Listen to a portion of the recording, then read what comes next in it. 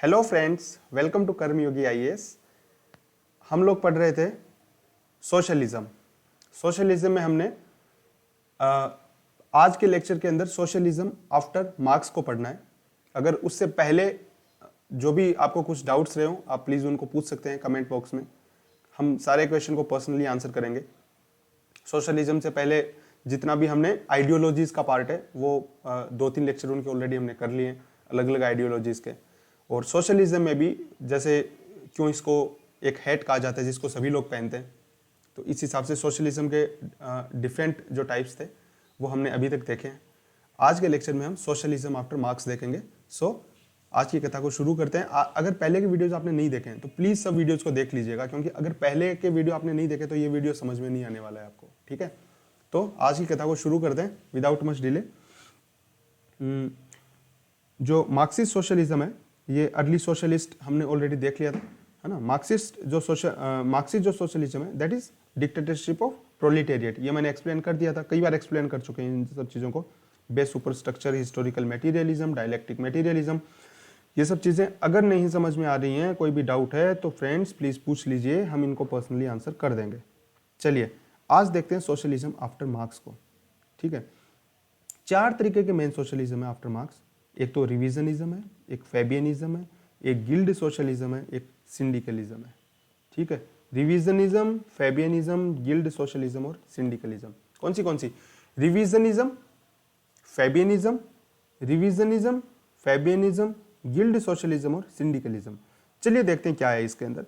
Revisionism जो है ये पीसफुल और ग्रेजुअल, नाम से भी सोच सकते हैं कि भाई इन्होंने जो सोशलिज्म है मार्क्सिस्ट उसको रिवीजन किया है ना। तो रिवीजन का मतलब इसको रिवाइज इन्होंने किया है, इसको अलग तरीके से इन्होंने प्रेजेंट किया है, और वो है पीसफुल और ग्रेजुअल। जो मेन स्कॉलर्स हैं they are Edward Bernstein and Karl Kautsky. Bernstein and Kautsky, they are the guys, Bernstein and Kautsky. ठीक है, so they were contemporary of Lenin and they differed from his approach of Lenin, and you know their example can be said as CPI, communist party of India. ठीक है, जो election भी लड़ते हैं, parliament में भी जाते हैं। ठीक है, तो जो रिविजनिज्म है they are represented by air force program you can say, and what they advocate are right to vote to working class.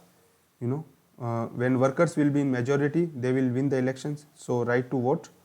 Then parliamentary road, which the CPI in India adopts, parliamentary road. And revolution, neither possible nor desirable. Revolution is not possible nor desirable, so parliamentary road and peaceful approach for whatever achieving the socialist goals, not revolution. They are against revolution. Parliamentary road they approach and they ask for right to vote, and because workers they are in majority so they will win the elections. So that is the thinking of revisionism. They are peaceful and they are gradual. Edward Bernstein and Karl Kautsky. The second one is Fabianism. Fabianism, it is a British school, dear friends, and Lasky, his thoughts they are like very much prominent in Fabianism. So Fabianism, they are nearest to positive liberals. They are nearest to positive liberals and they are farthest from Marx. मतलब revisionism जो है they are also like peaceful and gradual, so they are also far from Marx. लेकिन जो Fabians जो हैं they are the farthest from Marx, मतलब ये सबसे जो नियरेस्ट है वो पॉजिटिव लिबरल की तरह है। ठीक है, स्टेट जो है उसका इंटरवेंशन किसके लिए, डिप्रेस्ड क्लास को मतलब उनकी जो पोजीशन है उसको सुधारने के लिए। ठीक है, सो Fabianism is called socialism of middle class. Socialism of middle class. It is not socialism of workers in the sense, you know, नाम से आपको क्लियर हो जाएगा. It is known as socialism of middle class, and that is peaceful.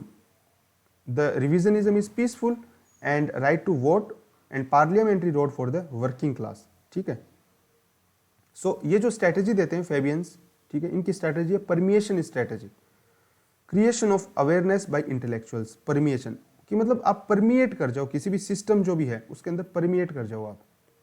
ठीक है, system के अंदर permeate कर जाओ। किसके थ्रू? इंटेलेक्चुअल्स के द्वारा। इंटेलेक्चुअल्स क्या करेंगे? फॉर एग्जाम्पल न्यूज़पेपर है, न्यूज़पेपर के अंदर इंटेलेक्चुअल्स आर्टिकल्स लिखेंगे, ठीक है, आर्टिकल्स लिखेंगे, उसके थ्रू क्या होगा? उसके द्वारा स्टूडेंट्स पढ़ेंगे। स्टूडेंट्स के अलावा क्या करेंगे? जो भी मान लीजिए वर्किंग क्लास है वो पढ़ेगी। तो ये सब आइडियाज क्या कर जाएंगे? उनके अंदर परमिएट कर जाएंगे, उनके अंदर घुस जाएंगे आइडियाज। तो इनका कहने का मतलब है परमिएशन की स्ट्रेटेजी है, परमिएट करो अपने आइडियाज को, ठीक है।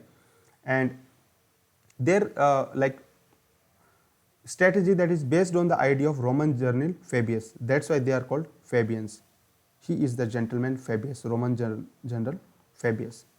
He says that hit when iron is hot, make socialism common sense. Hit when iron is hot.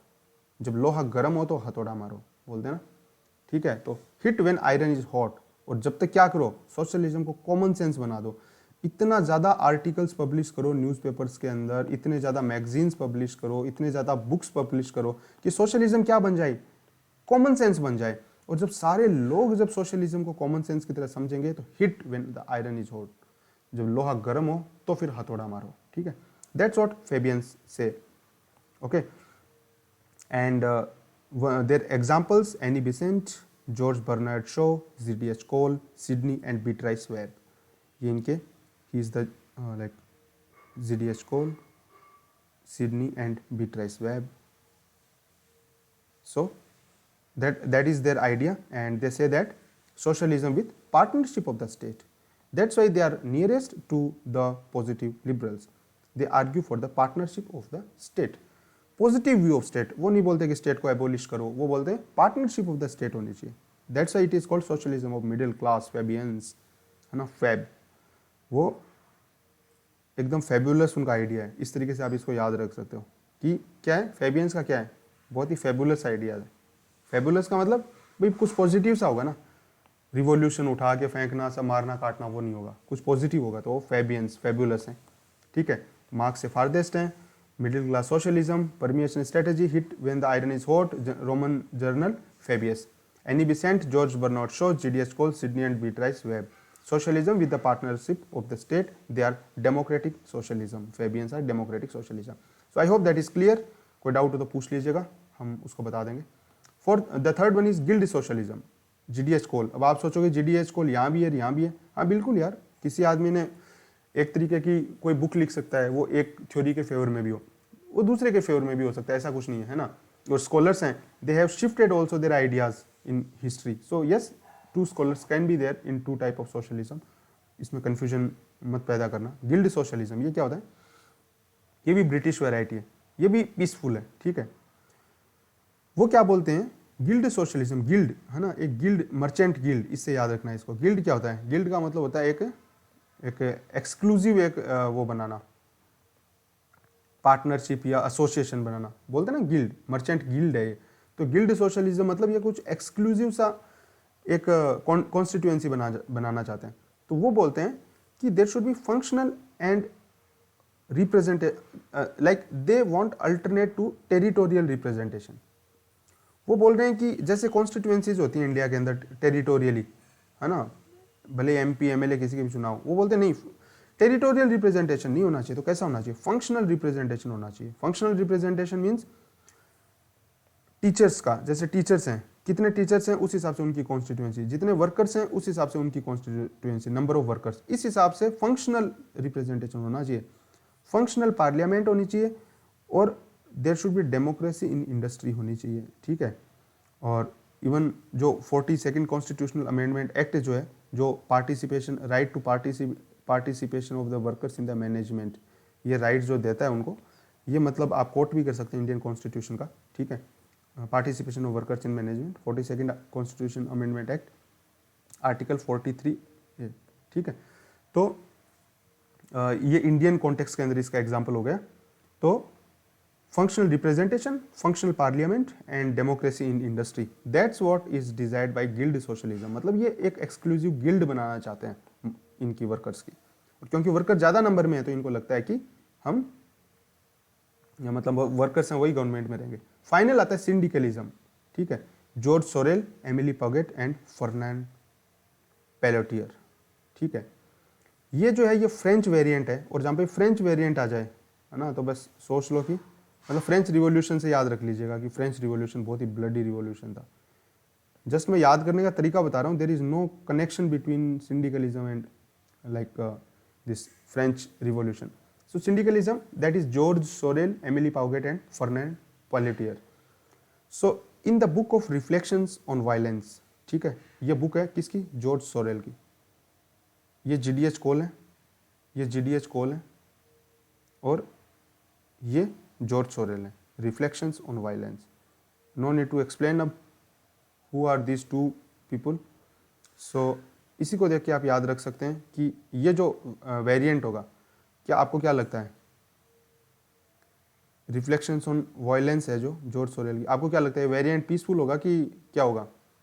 देखो इनको, ये इनकी बुक है, ठीक है, तो रिफ्लेक्शंस ऑन वायलेंस, ये किस तरीके की सोशलिज्म होगी? ये बिल्कुल वायलेंट सोशलिज्म होगी, ठीक है। George Sorel, Emile Pouget, Fernand Pelloutier. तो ये बोलते हैं reflections on violence in book में, स्लो वर्क एंड लॉकआउट्स, कम धीरे धीरे एकदम काम करो और लॉकआउट, ये तरीके अपनाओ, ठीक है। और अल्टीमेटली ये जो सारा लेते हैं that is violent means socialism after Marx that is nearest to Marx, ये मार्क्स के नियरेस्ट है वायलेंट, ठीक है। Slow work, lockout, guild socialism, you know it is guild socialism, और गिल्ड सोशलिज्म को आप बोल सकते हैं mid house between Fabianism and syndicalism. Syndicalism is violent and Fabians, they are the most peaceful, syndicalism is most violent, so guild socialism, it is somewhere midway house between Fabianism and syndicalism. And socialism, that is they argue for workers union, syndicate, ठीक है, बोलते भी है ना इनका ये syndicate है, कई बार आता भी है कि भाई इन लोगों ने सिंडिकेट बना रखा है, नेक्सस, सिंडिकेट नेक्सस, ठीक है, इस हिसाब से आता भी है। तो ये इनका सिंडिकेट बनाने का है, यहाँ पे सिंडिकेट बनाते हैं तो सिंडिकलिज्म हो गया, यहाँ पे गिल्ड बनाते हैं तो गिल्ड सोशलिज्म हो गया, ठीक है। सिंडिकेट बनाओ वर्कर्स का, और जो पॉलिटिकल स्टेट है उसका एंड कर दो, ठीक है। There should be confederation of workers, ठीक है, वर्कर्स का कॉन्फेडरेशन होगा, और वर्कर्स होंगे वही तो हेड ऑफ द स्टेट होंगे। अल्टीमेटली ये भी वर्कर्स को हेड ऑफ द स्टेट चाहते हैं, क्योंकि फंक्शनल रिप्रेजेंटेशन ये करते हैं, बट ये डायरेक्टली ही बोलते हैं, कोई फंक्शनल रिप्रेजेंटेशन नहीं, कोई पार्लियामेंट नहीं, सब बकवास बोलते हैं, ये बोलते हैं कुछ नहीं, सीधा क्या होना चाहिए, कॉन्फेडरेशन ऑफ वर्कर्स ही होना चाहिए, workers head of the state होने चाहिए। इवन मुसोलिनी जो है, he also took inspiration from George sorrel, reflections on violence, Mussolini, you know these all people. So that was all about syndicalism, guild socialism, Fabianism and revisionism. I hope कि ये चारों जो हैं ये आपको clear हैं। फिर भी कोई डाउट हो आप पूछिए, इनको डेफिनेटली हम आंसर करेंगे। अगर कोई रेलेवेंस पूछे सोशलिज्म का कि क्या रेलेवेंस है, ठीक है, ये रेलेवेंस है सोशलिज्म का कि लाइक बिगेस्ट जो क्राइसिस हुई सोशलिज्म के लिए वो है कोलैप्स ऑफ यूएसएसआर, ठीक है। फ्रांसिस फुकुयामा ने सोशलिज्म को क्या बोला, dustbin of history, and socialism was called out of fashion, and but like new scholars like Thomas Piketty, Capital in 21st Century, his book is there, so they argue that the socialism, it will re-emerge as anti-capitalism and anti-globalization. So in nutshell we can conclude that socialism is still relevant to make capitalism more humane.